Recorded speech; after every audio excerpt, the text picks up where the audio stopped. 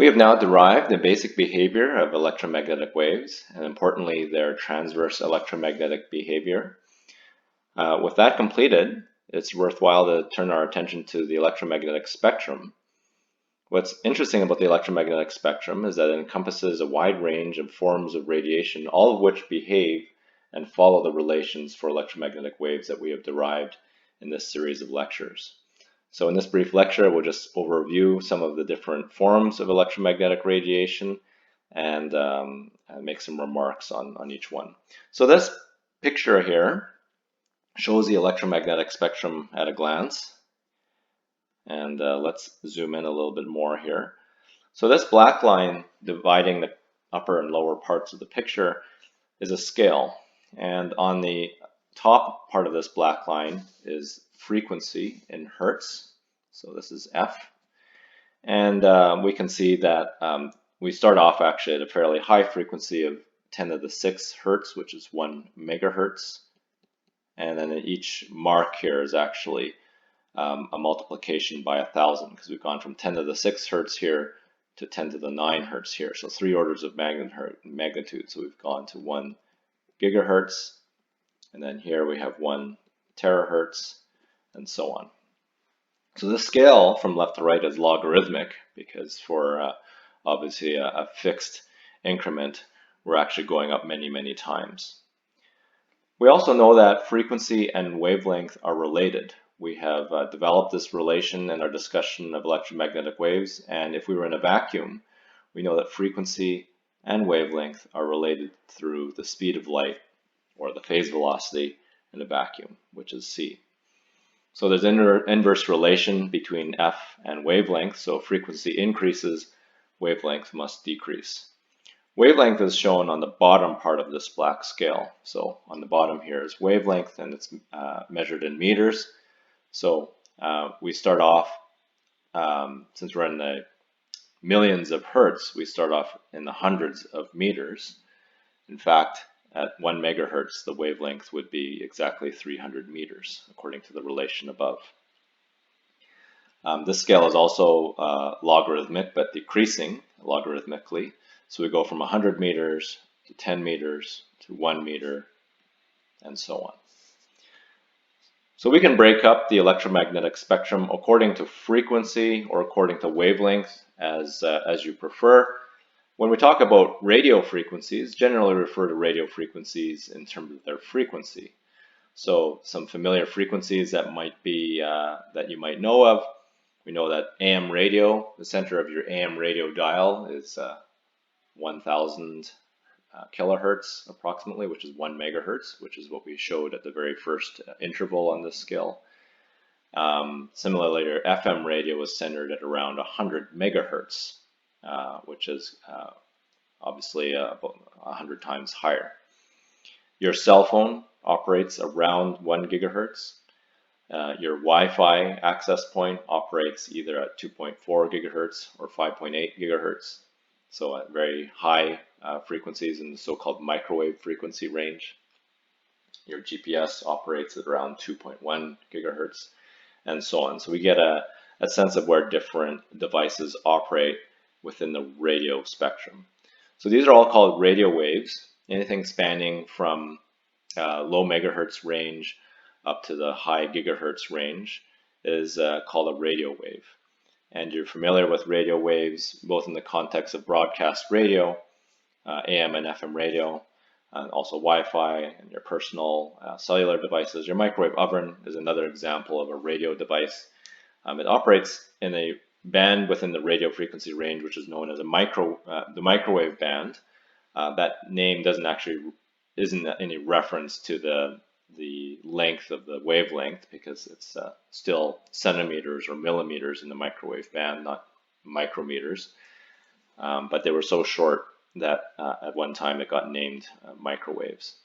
So collectively, all of these are the microwaves and radio waves make up the radio spectrum portion of the electromagnetic spectrum. Now, on the top half of the picture, you can also see some graphs here. And this is a measure of how opaque the atmosphere is to that particular frequency or that particular wavelength. So you notice that our Earth's atmosphere is actually quite opaque to radio waves up until about a wavelength of 10 meters, so at around 30 megahertz. So this is actually a useful phenomenon because radio waves below about 30 megahertz can actually bounce off of the atmosphere and be reflected back towards the Earth, and this is very useful for extremely long distance communication. But beyond that frequency, radio waves become the atmosphere essentially becomes transparent to radio waves, and this is called the radio window because we can send radio waves outside of the Earth within this window. So this is useful for satellite communications because we need to be able to send signals into space for that, or for deep space communications, or even for radio astronomy. We can only measure radio emissions from celestial bodies within the radio window here. So moving higher in frequency, we start to leave the radio frequency range at around in the hundreds of gigahertz, and we enter a part of the electromagnetic spectrum called the terahertz region. And this is sort of a mysterious spectral region that's above the radio wave frequencies, but below optical frequencies. So maybe before we talk about the terahertz region, we can talk about a more familiar form of radiation, which is optical radiation. So visible light is very, very high in the electromagnetic spectrum in terms of frequency. And in fact, it's so high that we usually don't refer to the frequency of light. In fact, scientists that work with light usually refer to the wavelength of light. And you might be aware of the fact that our visible light spectrum here actually spans from about 400 nanometers for the short wavelengths to about 700 nanometers for the long wavelengths at red. So red is about 700 nanometers in wavelength. If we go below red, this is sometimes known as, or what is known as infrared. So infrared is that radiation that you can't see, but is longer in wavelength than ordinary red light. And infrared is useful for many different devices. Your remote control operates on infrared radiation, which is invisible to you. And many of our optical communication networks use infrared because telecom systems use infrared radiation for transporting signals over fiber optic cables. So if we go on the other side, we have the violet end of the visible light spectrum. So if we go beyond violet, we enter the so-called ultraviolet electromagnetic form of radiation, UV. You're familiar with UV because it is a more dangerous form of radiation because you can get sunburn from it, but it's useful for other applications. Once we get into the UV frequency range or wavelength range, electromagnetic radiation also becomes what we call ionizing. So ionizing means that it can strip an electron from a molecule and leave an ion behind. And ionizing forms of radiation can be harmful to any living system because it can damage DNA and so on. So this is why we try to avoid exposure to ultraviolet. And indeed, all the other forms of electromagnetic radiation you see at the upper end of this graph here.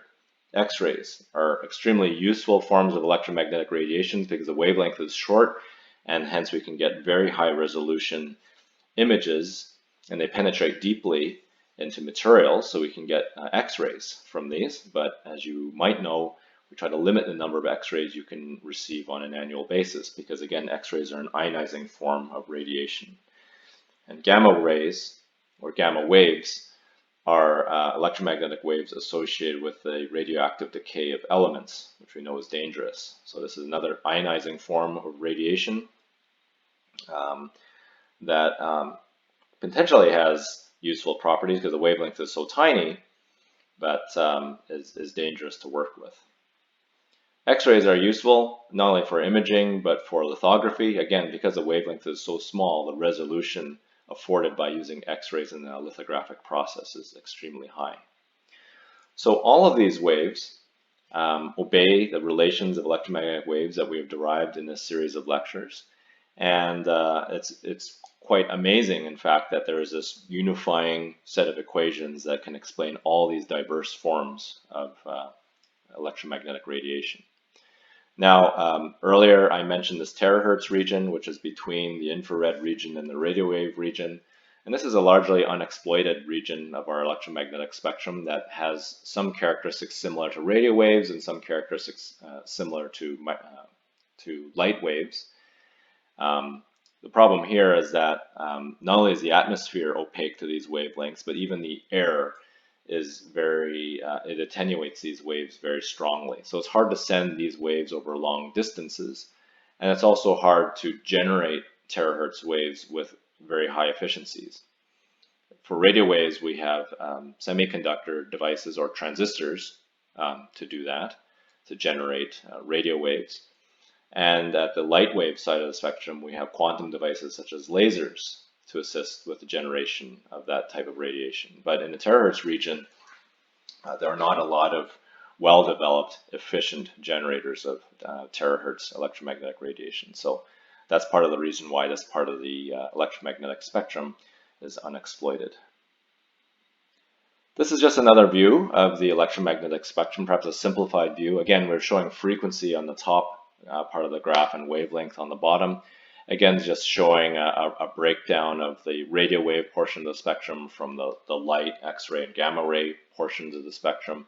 Again, we're breaking up the visible light into the wavelength range that I discussed earlier. And we've even broken out here the a very small part of the radio wave spectrum into more familiar bands that you know about. Again, we discussed FM radio being around 100 megahertz. These bands here refer to television channels. There is still broadcast television in use today, and they are used at in these bands that you see here, which are called the VHF or very high frequency bands, and the UHF or ultra high frequency bands. So this is just another view of the electromagnetic spectrum. That concludes the series of lectures on electromagnetic waves. I hope you have found it useful and see some practical application of this to different forms of radiation that we've discussed here.